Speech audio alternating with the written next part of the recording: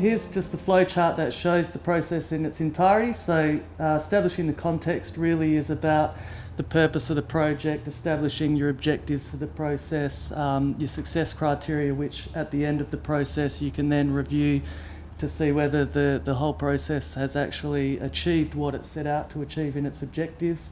And then the next step, which is IDing the risks and the vulnerability, that's the information that Clinton just went through.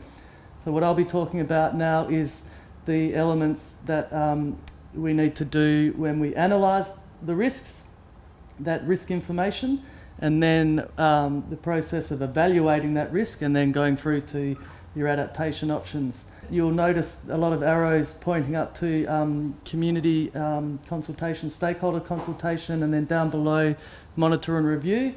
They're two different elements which run through the entire process, so you can apply them at each and every element of the process as you go along, because they're applicable to every single element of the process, not just on a sequential basis as the other elements are. So I just put together some information on community and stakeholder consultation. Personally, I'm not really an expert, but it's a very important part of the process.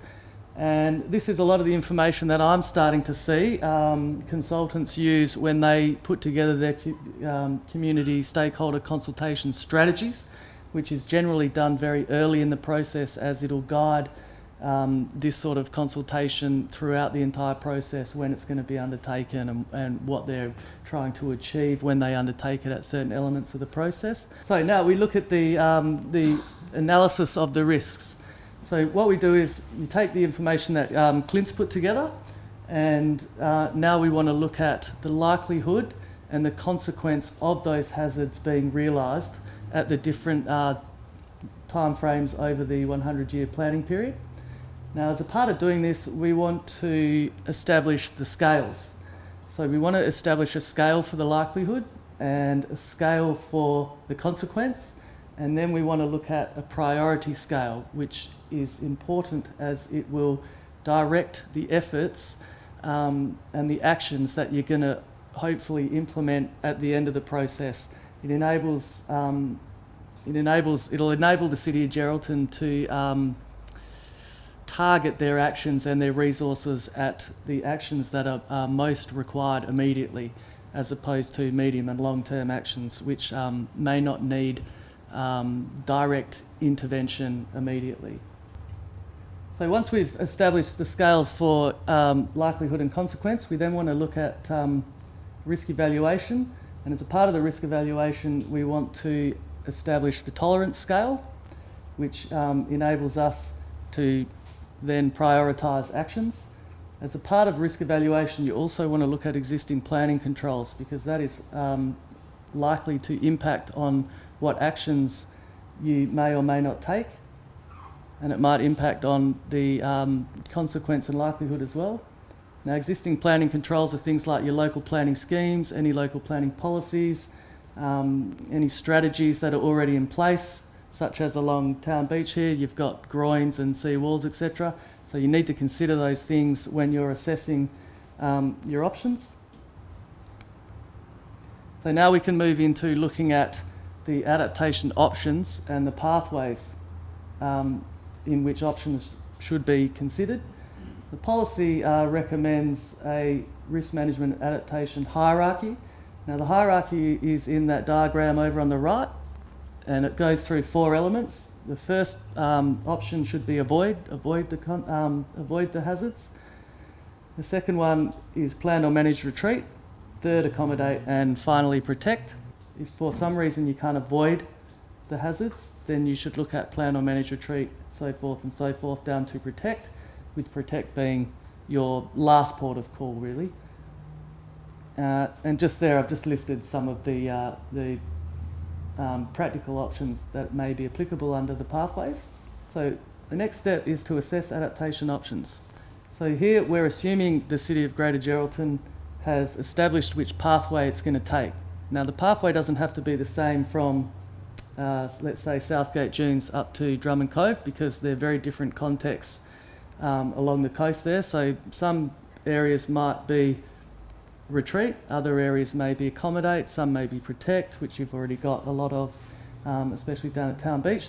Now these are just a lot of elements that need to be considered when you're putting your adaptation options together.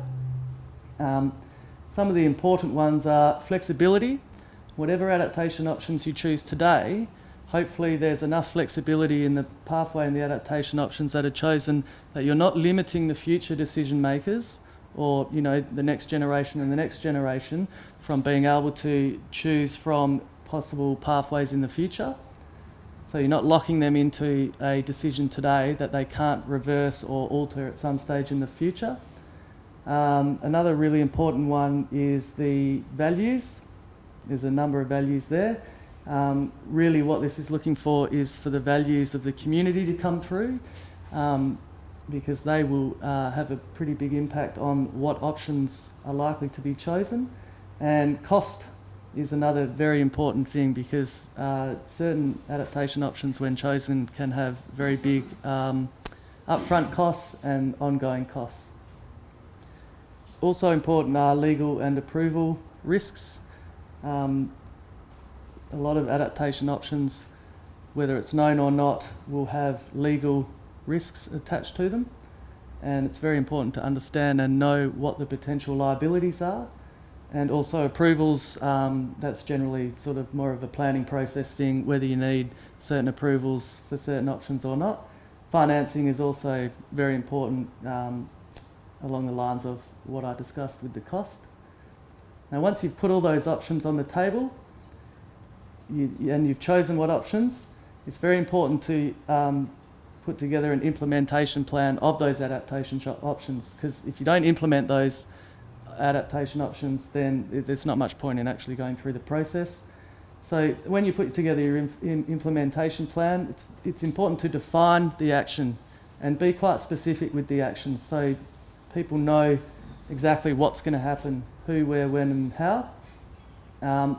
Put together the resources that are going to be required to undertake the implementation of those actions, and identify the responsibility of who's going to undertake those actions and who's going to be responsible in, for example, if you put in seawalls and groins, who's going to be responsible for the care, control and maintenance of those. Establishing the timing of when those actions are to be undertaken is important as well. It's good to have some performance measures so you can actually determine whether the actions are being achieved to what their intent was. And then reporting and monitoring is very important, which then leads to probably the last element is to establish a monitoring and review process to the entire project as be undertaken again and again and again. Here we can see, climate change. Every 5 years IPCC update their climate change projections. So 5 years is generally a pretty good starting point for when you may review the project, or you could take longer time frames. Community and stakeholder views and values should always be reflected. So after a period of time, maybe 10 or 20 years, those values may have changed, which would then mean you should be reviewing your project. And also tracking the process of actions is another important element.